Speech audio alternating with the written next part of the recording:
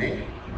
Semana passada nós começamos uma nova série intitulada Encontros que Transformam, onde na ocasião o Anderson ele compartilhou com a gente o texto de João capítulo 4 sobre a mulher samaritana, e hoje eu gostaria de estar compartilhando com vocês o texto de Mateus capítulo 9, com esse título aqui: o encontro que transformou a vida de Mateus, o publicano. Mateus capítulo 9, versículos de 9 a 12. Eu vou projetar aqui o texto, mas eu os convido também a ligar a sua Bíblia, ou manter a sua Bíblia aberta, porque eu quero expor esses versículos do 9 ao 12, tirar algumas lições para a nossa vida e, obviamente, fazer o fechamento com o centro do Evangelho, que é Jesus. Alguém já disse que a mensagem que não exalta a Cristo faz os demônios irem no inferno. E isso é um fato, gente. Se nós estamos aqui nessa noite, nós estamos aqui para ouvir a respeito de Jesus, porque a Bíblia fala de Jesus. E nós precisamos resolver o problema das pessoas com Jesus, não é com autoajuda. Essa é a essência do Evangelho. Antes de ler o texto, o salmista ele fez uma oração assim, no Salmo 119, versículo 18. Ele fala assim para Deus: desvenda os meus olhos, para que eu contemple as maravilhas da tua lei. O pedido na oração foi esse: Senhor, faça com que a gente entenda a sua voz essa noite. Porque é tão ruim quando a gente vai ouvir uma mensagem e a gente não entende nada. A gente não sai edificado, não sai desafiado. Então o desejo do meu coração aqui hoje, para cada um de vocês que saiu da casa e veio aqui, é que vocês entendam o Evangelho, entendam a mensagem.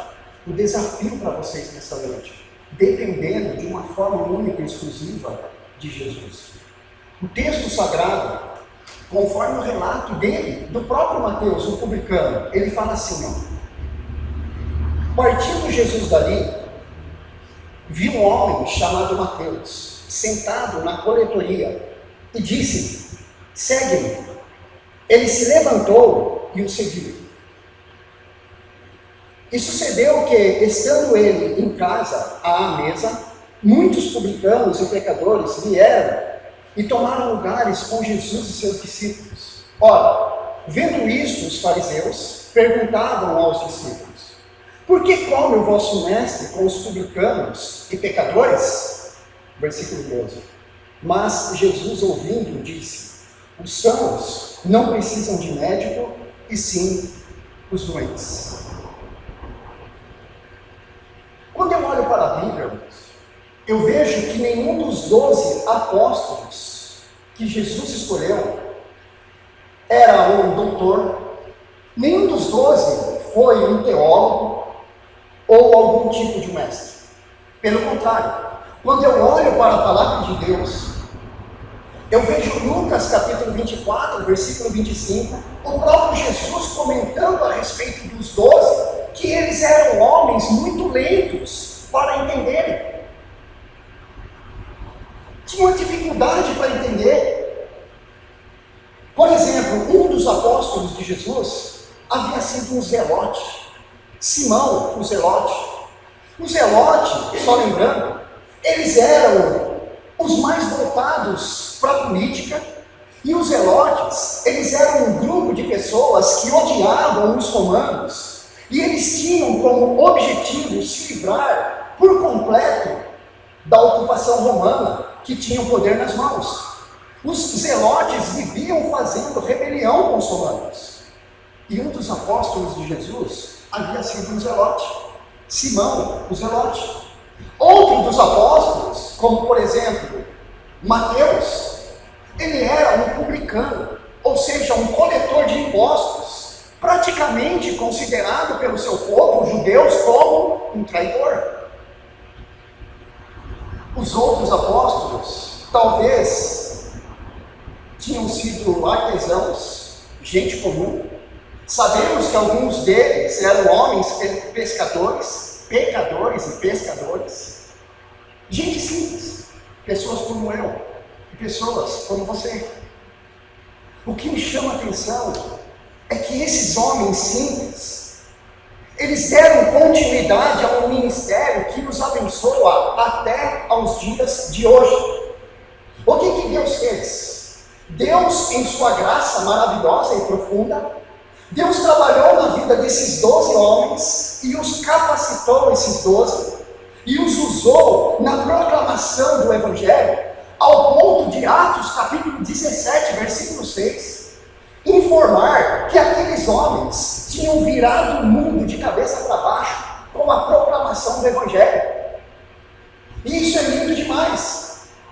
É bem provável que nenhum dos 12 apóstolos fosse um pecador mais declarado do que Mateus, o nosso personagem dessa noite.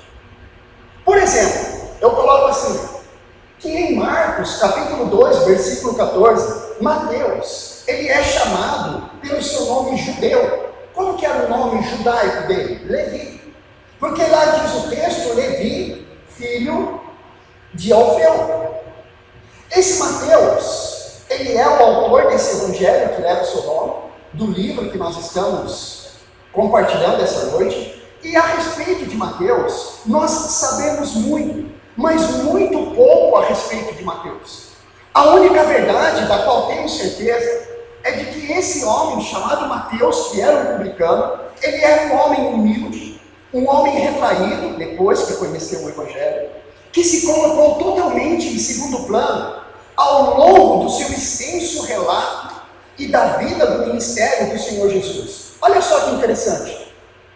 É interessante porque em todo o seu evangelho de Mateus, quantos capítulos tem Mateus? 28. Nos 28 capítulos, Mateus, ele menciona o próprio nome dele apenas em 2 ocasiões. No capítulo 9, no texto que nós estaremos vendo nessa noite, e a outra ocasião é no capítulo 10, logo no comecinho, quando o próprio Mateus faz um relato para a gente do chamado dos 12 apóstolos. O nome dele está lá. Só nessas 2 ocasiões. E olha só, conforme o texto que nós lemos nessa noite, quando Jesus chamou Mateus, Mateus era o que mesmo? Era um coletor de impostos, ou seja, um publicano. Um coletor de impostos, gente, um publicano, é a última qualificação que nós poderíamos esperar encontrar em um homem que viria a se tornar um apóstolo do Senhor Jesus. Por que eu falo que era a última qualificação? É porque nós precisamos lembrar que os coletores de impostos, eles eram as pessoas mais desprezadas da Palestina, lá de Israel. Os publicanos, os coletores de impostos como Mateus, eles eram aquelas pessoas mais odiadas, eram aquelas pessoas mais rejeitadas por toda a sociedade judaica. Eu faço essa pergunta: quem eram os coletores de impostos? Quem eram os publicanos? Olha só, os publicanos, os coletores de impostos, eles eram homens que compravam do imperador romano o direito de cobrar impostos e que depois extorquiam do povo de Israel o dinheiro para encher os cofres romanos e os seus próprios bolsos. Era isso que eles faziam. E com frequência, os publicanos, eles arrancavam dinheiro das pessoas à força, muitas e muitas das vezes, usando alguns dos seus capangas. Quem eram os capangas? Eram aqueles valentões, homens assalariados, que eram contratados para defender o seu patrão. E os publicanos se valiam desses homens também para arrancar dinheiro do povo. Roma dizia mais ou menos assim: o valor do imposto aqui é X, falava para os publicanos. O valor do imposto aqui é X. O que vocês arrecadarem a mais é de vocês. Não tinha publicano pobre. E gente gananciosa tem em todo canto.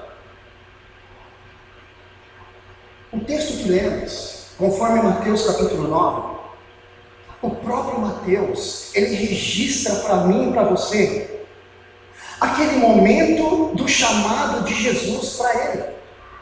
Se nós analisarmos todo o contexto do texto que lemos, Jesus ele estava onde? Jesus estava em Cafarnaum.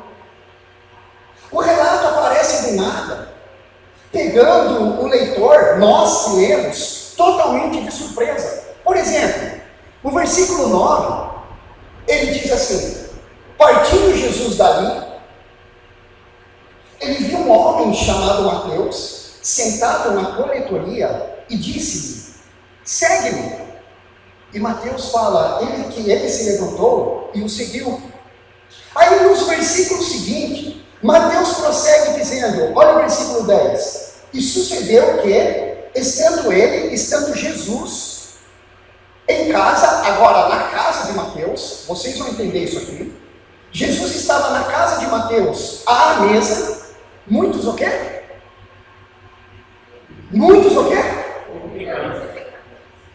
Opa! Muitos publicanos e pecadores vieram e tomaram lugares com Jesus e os seus discípulos. Jesus estava sentado à mesa com quem? Com publicanos e pecadores. Um outro evangelho, falando a respeito desse mesmo episódio, o evangelho de Lucas, Lucas vai revelar para a gente, no capítulo 5, que esse episódio aqui se tratou, sabe do quê? Esse episódio se tratou de um enorme banquete que o próprio Mateus ofereceu na casa dele em homenagem a Jesus. Porque Mateus ficou impactado com a transformação que Jesus fez na vida dele. Interessante que, ao que parece, Mateus, ele convidou muitos dos seus colegas, os colegas dele, publicanos, que eram aquele tipo de pessoa que eu já mencionei há pouco, que eram pessoas que eram completamente excluídos da sociedade. E ele convida essas pessoas para conhecer Jesus. Aconteceu algo no coração de Mateus que ele não consegue guardar para ele. Ele quer compartilhar isso. Ele quer falar. Ele quer apresentar para os amigos dele a respeito da vida, a respeito daquele homem que havia transformado o coração dele. Percebam vocês que o primeiro impulso de Mateus, depois de conhecer a Jesus, foi fazer o quê? Foi levar os seus amigos mais próximos e apresentá-los a Jesus.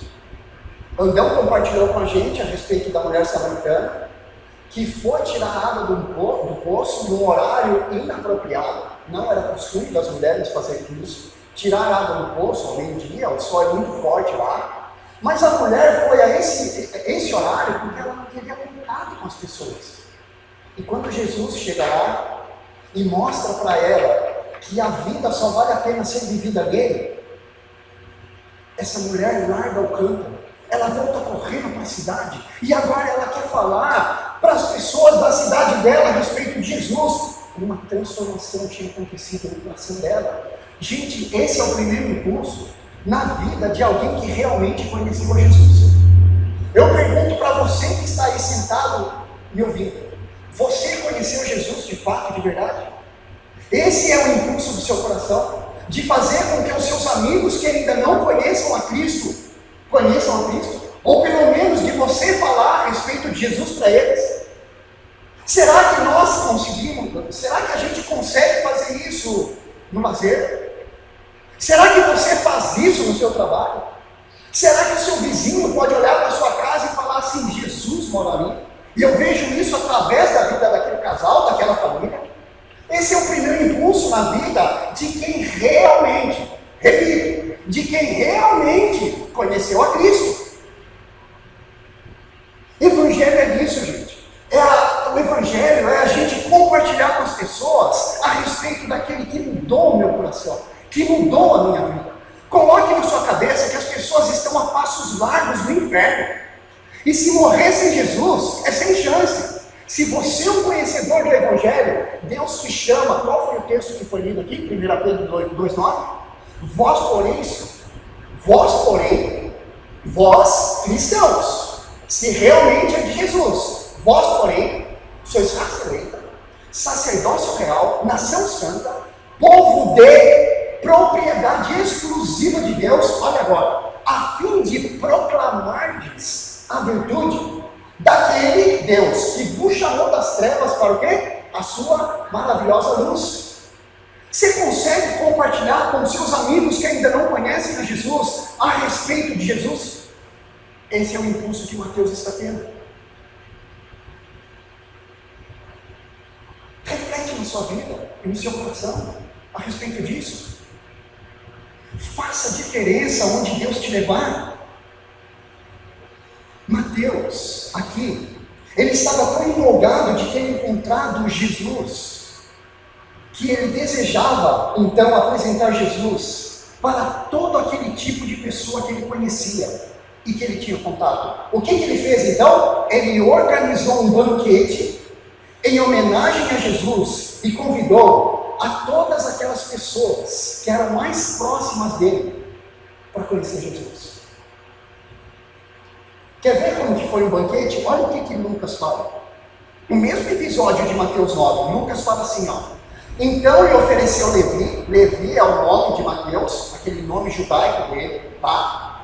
Então ele ofereceu Levi, ou Mateus, um grande banquete em sua casa, e numerosos publicanos e outros, que são os pecadores, estavam com eles à mesa. Versículo 30. Os fariseus e seus escribas murmuravam contra os discípulos de Jesus, perguntando: por que comeis e bebeis com os publicanos e pecadores? Respondeu-lhe Jesus: os sãos não precisam de médico, e sim os doentes. Não vim chamar justos, e sim pecadores ao arrependimento. Está vendo como que se tratou de um enorme banquete? Quando Mateus 9 fala que Mateus chamou publicanos e pecadores para ir na sua casa, então Mateus organizou um grande banquete. Lucas nos fala isso.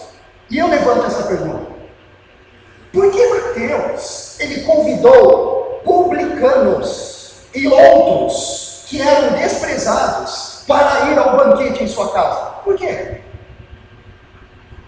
Está claro, gente.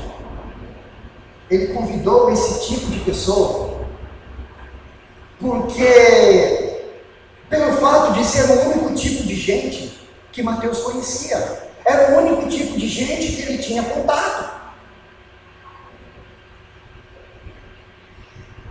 Esse tipo de gente era um tipo de pessoas que tinham contato com o homem como Mateus. Mateus não conhecia ninguém da elite social. Mateus não conhecia e não tinha contato com ninguém importante da sociedade para convidar, para ir lá também para o banquete na sua casa. Mateus era odiado. Ele só tinha contato com outros publicanos. Um homem completamente odiado. Mateus era um publicano.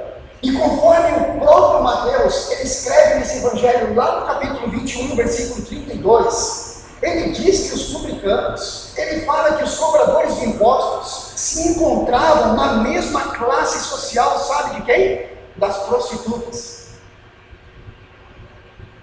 Eu coloco ali, ó, de vermelho, símbolo do pior tipo de gente. Publicano estava na classe social das prostitutas. O próprio Mateus escreveu isso no capítulo 21. Vai vendo. E pense vocês, para um homem judeu como Mateus, ser um publicano, ser um cobrador de impostos era ainda pior. Por quê? Porque essa ocupação de Mateus o transformava em um traidor da sua nação, que eram os judeus. Os judeus pensavam assim: ele é judeu que está trabalhando com os romanos, ele está extorquindo as pessoas. O que a lei dos judeus, que é o Antigo Testamento, fala a respeito disso? Deus já tinha falado aos judeus várias vezes que isso era errado.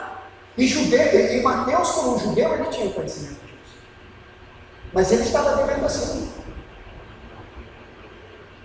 Então, essa ocupação de Mateus transformava Mateus no mais desprezado dos desprezados. Provavelmente também, eu coloco aqui, que Mateus, ele era um excluído religioso, Porque é lógico que ele era proibido de entrar em qualquer sinagoga. Sinagoga, gente, era um lugar onde os judeus se reuniam para orar e estudar a lei. Já que ele era considerado como um traíra, ele não podia entrar na sinagoga. Ele extorquiu o povo. Então ele não podia entrar lá com o povo dele.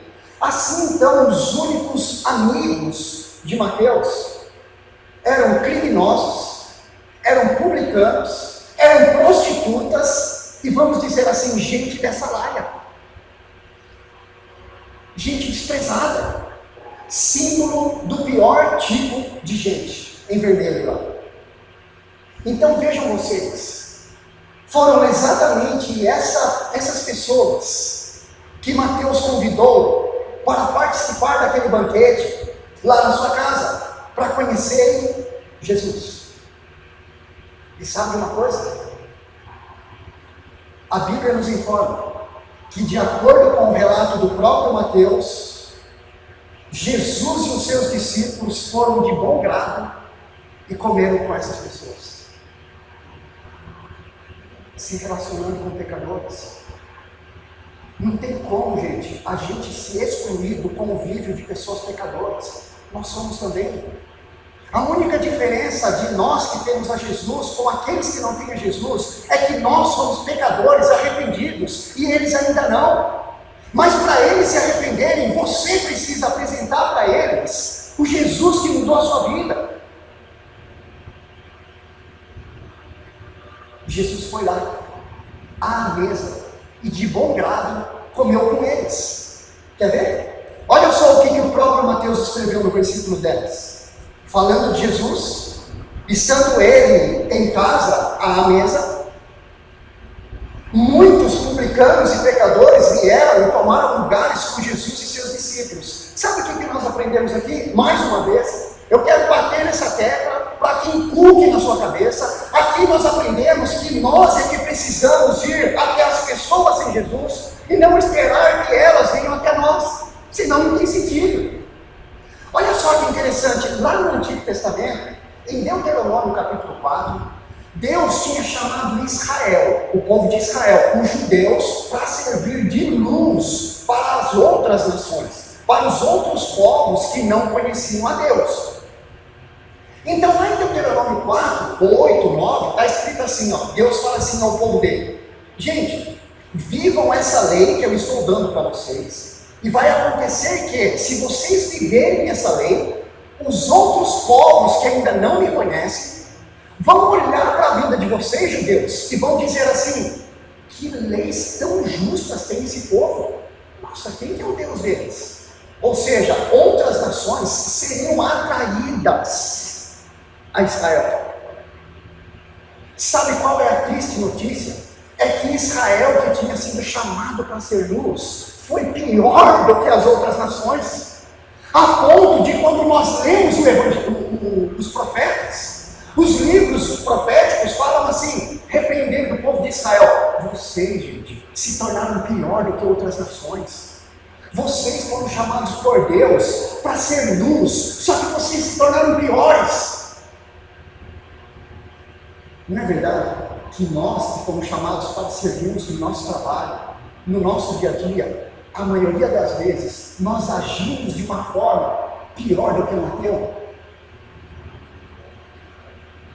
Como que você pode considerar de Jesus se você faz determinadas coisas que nenhum ateu faz?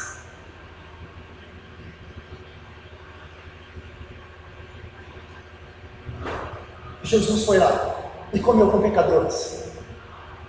E é lógico que, quando Jesus fez isso, Mateus ele fala que as pessoas da instituição religiosa de Israel, os fariseus, uma encrenca esse povo, gente religiosa, está cheio de fariseu também dentro da igreja, que quer colocar uma carga pesada nas costas das pessoas, sendo que nem ele mesmo consegue levar. Isso não é evangelho. É lógico que quando Jesus foi lá, se sentou à mesa com Mateus, os publicanos e os pecadores, o que os fariseus fizeram? Eles ficaram indignados ao verem aquilo. Os fariseus raciocinavam assim: como que esse Jesus pode ser o verdadeiro Messias? Se ele está fazendo isso, será que ele sabe quem são os publicanos? Será que ele sabe quem é aquele pessoal que está ali com os publicanos para ele comer à mesa com eles?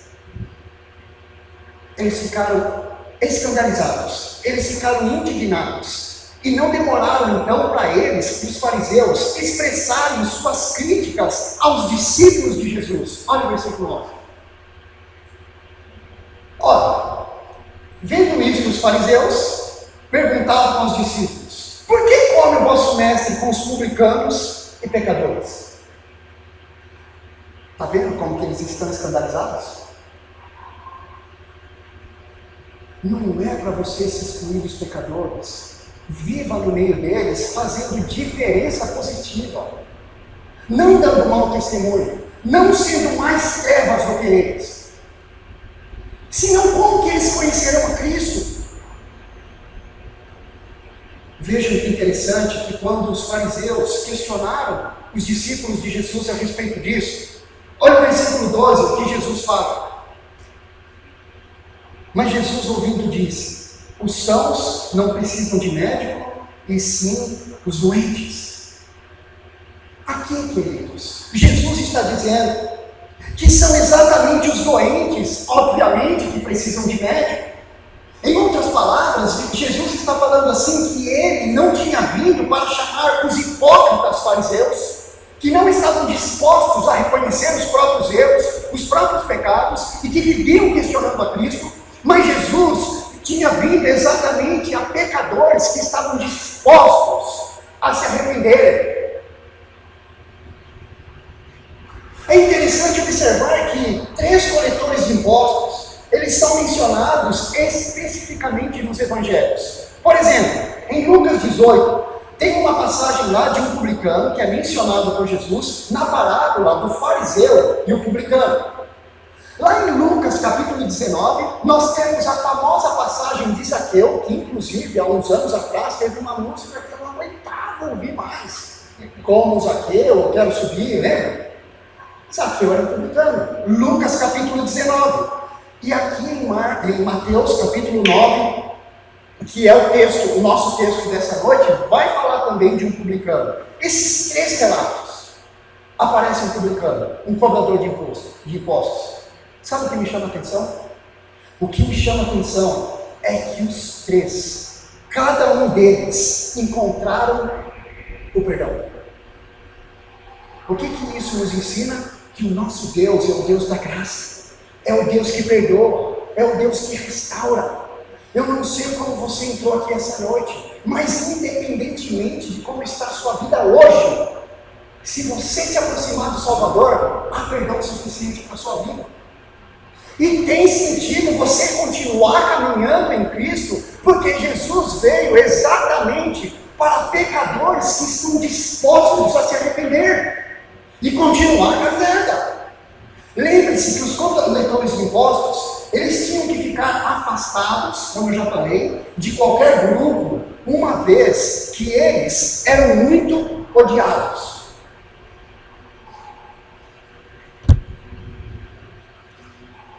Só lembrando então, eu coloco aqui, que o Talmud judaico, o que era o Talmud judaico?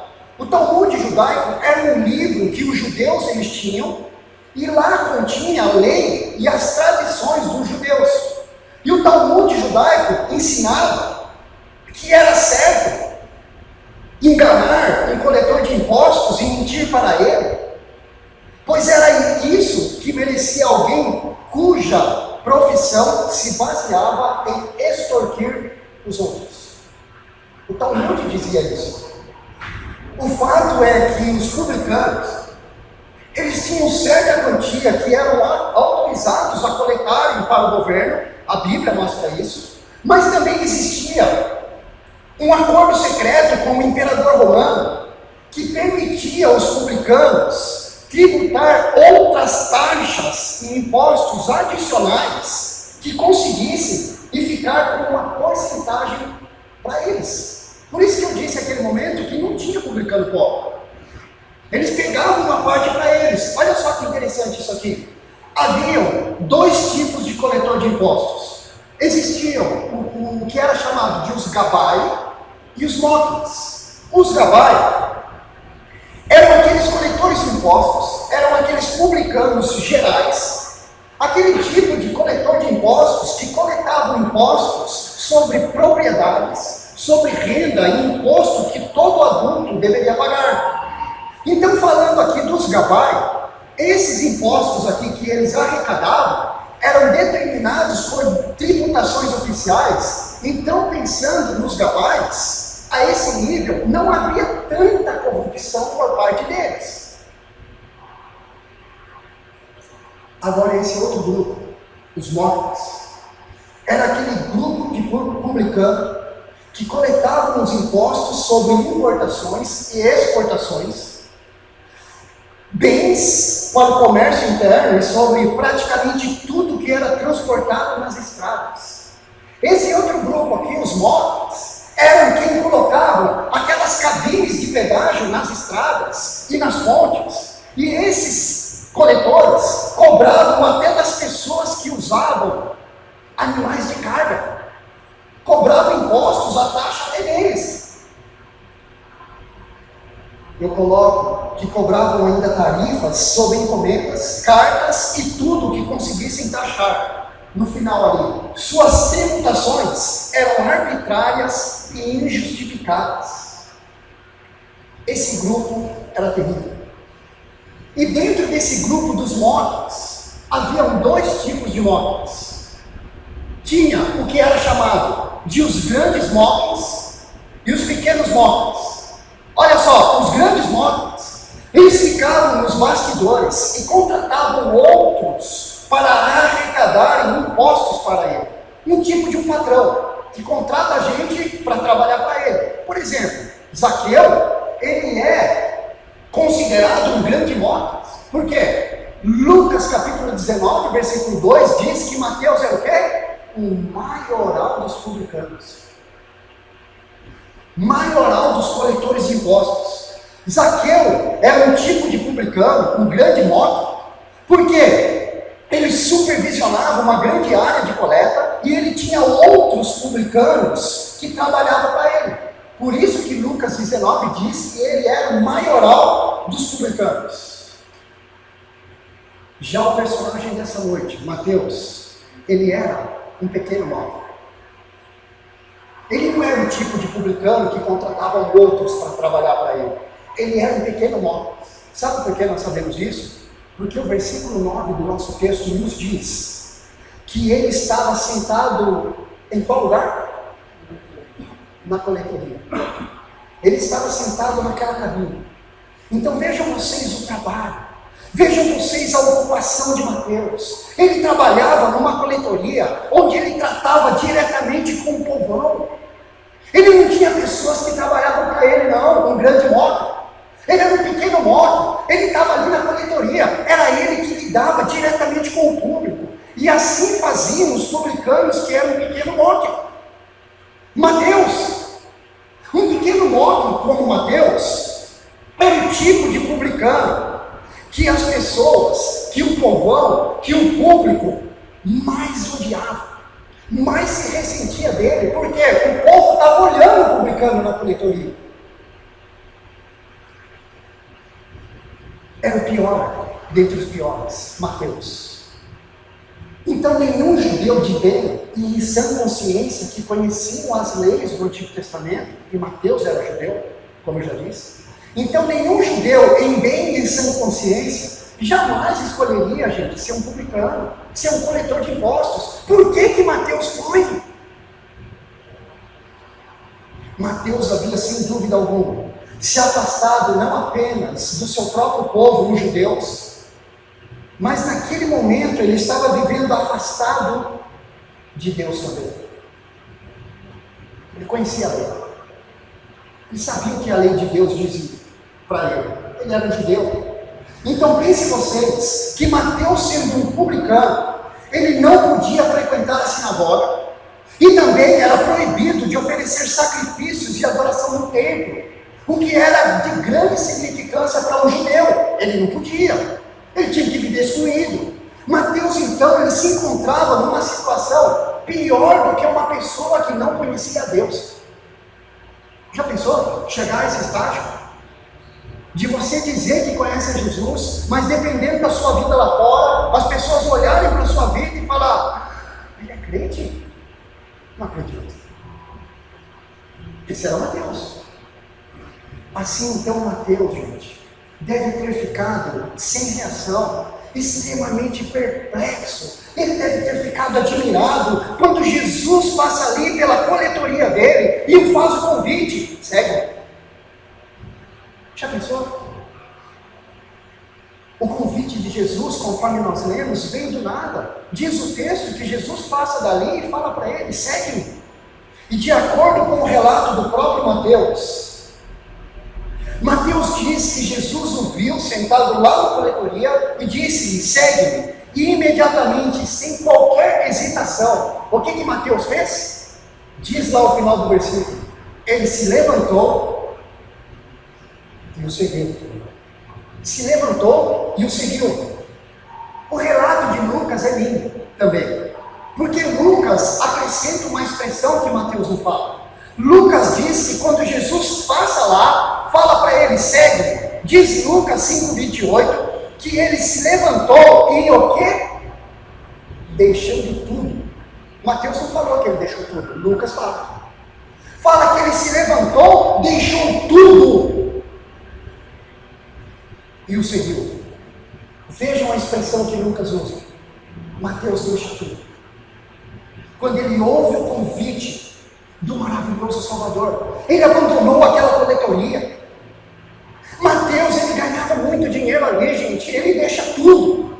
Mateus deixou aquela cabine de pedágio.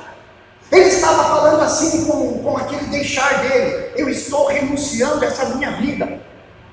Ele está renunciando tudo. Ele está renunciando àquela profissão para sempre. E é óbvio que uma vez tomada essa decisão, era irreversível. Ou seja, não tinha como se arrepender e voltar atrás. Era igual alguém que é concursado e pede baixa.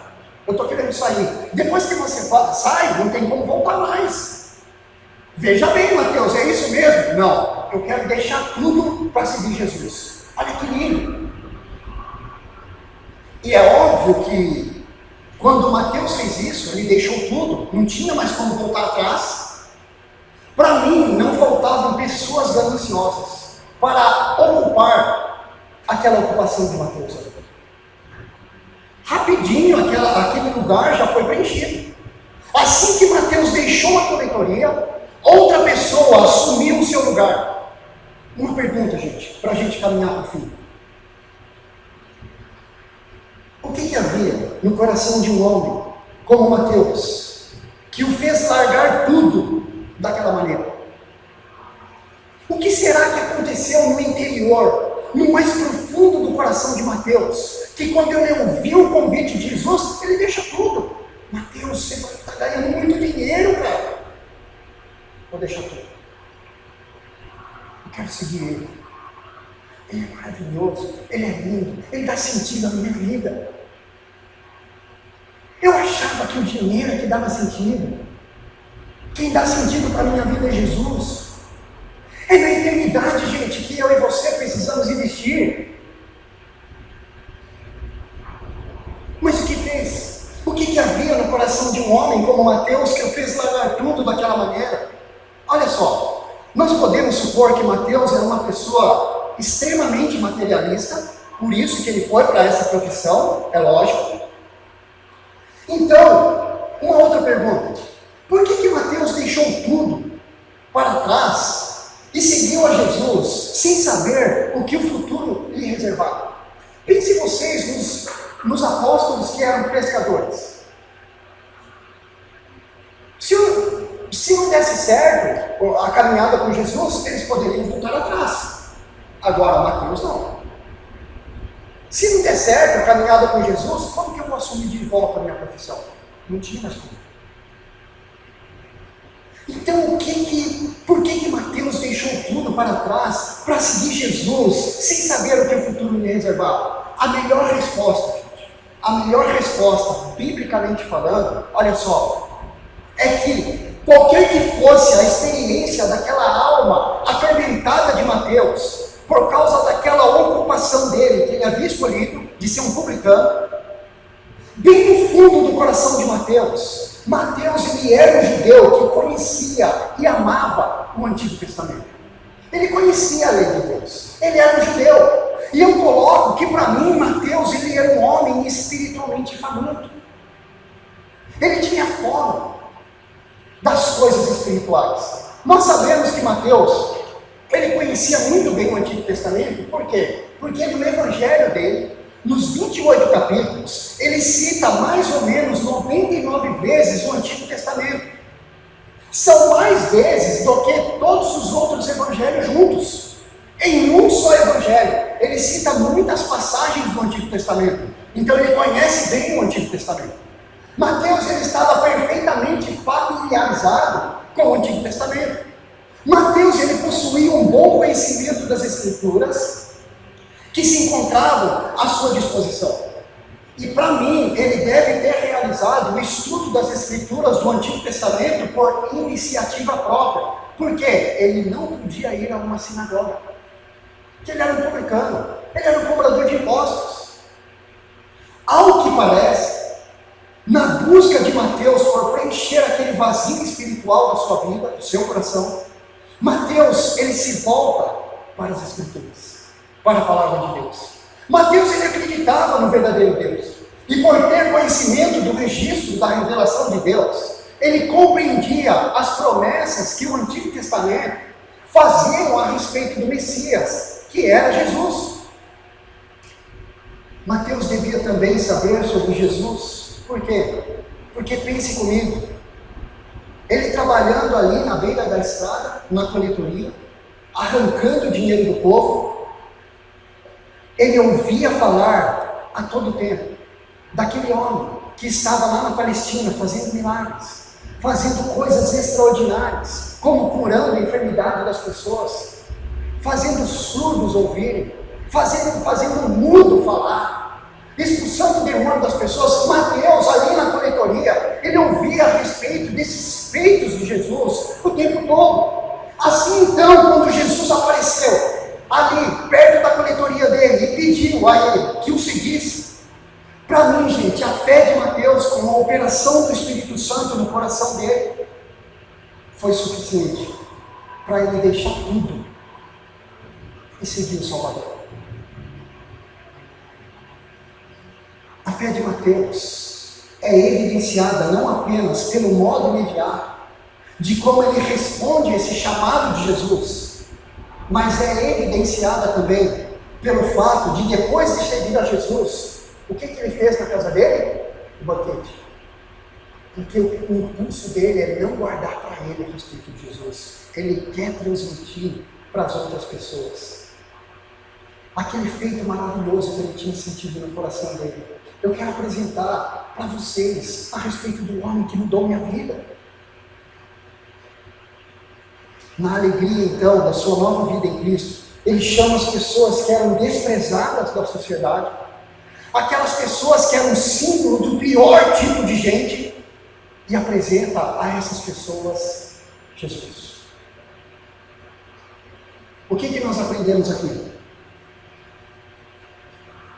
Aqui nós aprendemos que Mateus é uma lembrança vívida de como Deus escolhe as pessoas mais desprezadas desse mundo.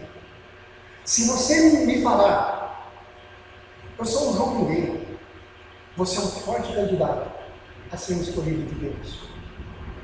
Se você se apresentar a Deus com mãos vazias e crer unicamente em Jesus, Deus abre a porta do reino dele para você. Essa é a única forma de alguém poder ser salvo. Reconhecer Jesus como Salvador. E eu penso, gente, que é claro que mesmo como coletor de impostos, Mateus, ele tinha a plena consciência do seu vazio, da sua ganância, e de que estava traindo o seu próprio povo. Mateus sabia disso. Mateus sabia perfeitamente que ele era culpado de corrupção, ele era culpado de extorsão, ele era culpado de abuso. No entanto, Jesus olha para Mateus e fala: segue-me. Mateus sabia perfeitamente que nesse chamado de Jesus para ele, havia uma promessa inerente para Mateus de perdão de tudo aquilo que ele era acusado. Esse é o Deus da graça, gente. Esse é o Deus da restauração. Esse é o Deus que quer relacionar-se conosco. É o Deus que olha para mim e para a sua vida e não aponta o dedo na sua cara: você errou. Ele é o Deus que está disposto a todo tempo a te dar uma segunda chance. Eu imagino que o coração de Mateus, há muito tempo, ansiava por esse perdão.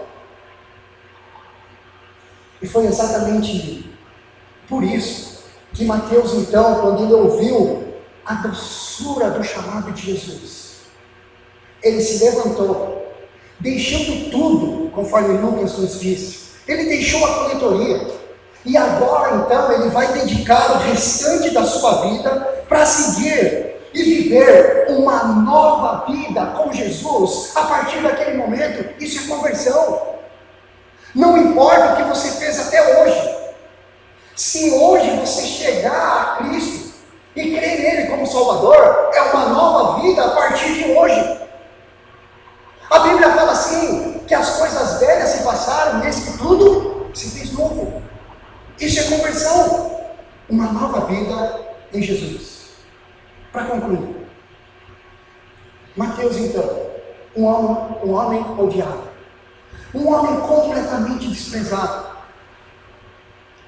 símbolo do pior tipo de gente. Nós vimos isso. Eu termino então falando daquele que foi mais, mas muito mais odiado e desprezado do que Mateus. Eu estou falando do maior de todos os desprezados, gente. Eu estou falando de Jesus. Sabe por que eu digo que ele foi o maior de todos os desprezados? Porque a Bíblia fala isso. Isaías 53, falando a respeito dele, disse que ele era desprezado e o mais rejeitado entre os homens. Ele era homem de dores e ele sabia o que era sofrer, ele sabia o que era padecer. E Isaías continua dizendo que ele era como um de quem os homens escondem o rosto. Ele era desprezado e dele não fizemos caso. Jesus, ele foi o maior de todos os desprezados. Eu coloco que na verdade ele foi o supremo desprezado. Sabe por quê? Isso é a essência do Evangelho. Você está aqui para ouvir a respeito dele. Eu não quero trazer para o seu coração uma mensagem de autoajuda, eu quero apontar para Jesus. Sabe por que eu digo que ele foi o maior de todos os desprezados? Porque na cruz, que é a essência do Evangelho, Jesus é que se tornou o símbolo do pior tipo de gente. Sabe aquela característica que Mateus e os seus amigos tinham? Quem se torna o símbolo do pior tipo de gente foi o nosso Salvador. Sabe por que ele se tornou o símbolo do pior tipo de gente? Porque ali na cruz, ele foi tratado com desprezo pelo próprio Pai. Porque a Bíblia diz que o próprio Pai o abandonou. Ele foi desprezado pelo próprio Pai. E ali na cruz ele foi tratado como um pecador. Porque a Bíblia fala para a gente que ali na cruz ele estava assumindo a culpa do pecado do seu povo. Não é que ele era pecador, Jesus nunca pecou. Mas ali, Jesus, ele estava sendo tratado como um pecador. Segundo os Coríntios, capítulo 5, versículo 21, fala assim, a respeito de Jesus, que aquele que não conheceu o pecado, ele se fez pecado por nós, para que nele fôssemos feito justiça de Deus. Ali, ele foi tratado como o maior de todos os desprezados. Ali na cruz, Jesus foi desprezado pelo próprio Pai, para que você e para que eu pudéssemos ser aceitos pelo Pai unicamente pela fé nele. Você só pode ter comunhão com Deus, você só pode ser salvo se você tiver fé em Jesus e tiver uma nova vida em Cristo. Então ali na cruz, gente, na cruz, Jesus ele foi lançado fora para que eu e você fôssemos trazidos para dentro da família de Deus, unicamente pela fé nele. Foi exatamente esse amor do nosso perfeito Salvador que Mateus conheceu. Foi exatamente esse amor de Jesus que Mateus experimentou e que transformou o coração de Mateus por completo, a ponto de Mateus deixar tudo para seguir Jesus. Eu termino dizendo, se você seguir Jesus, é a única forma de você encontrar razão para você continuar vivendo. Porque a razão da nossa existência e a razão da nossa vida está nele. E ele promete para mim e para você que aqueles que vão até ele, de maneira nenhuma, ele vai lançar fora. Abaixe sua cabeça.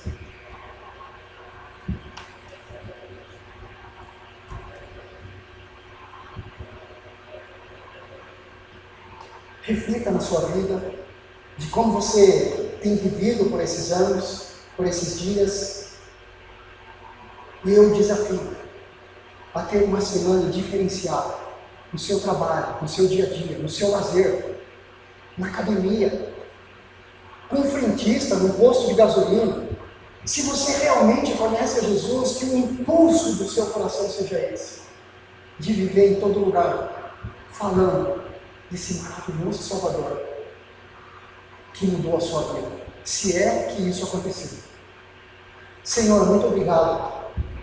Obrigado porque a Tua palavra, Senhor, é maravilhosa demais para o nosso coração.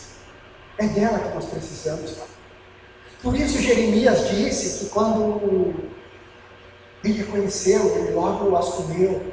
Nós precisamos disso, Pai, comer a Tua palavra, devorar a Tua palavra, porque é somente ela, Pai, é somente nela que nós encontramos, Pai, a razão de continuar vivendo, a razão da vida. É somente nela que nós podemos contemplar o rosto do Teu Filho. Obrigado, Senhor, por tudo que o Senhor tem feito em nossa vida. Nos dê uma ótima semana e nos leva daqui, Pai, conscientizados a fazer diferença em todos os lugares que o Senhor nos levar. Eu te peço, ó Deus, abençoe a cada um aqui, em nome de Jesus, Pai. Amém.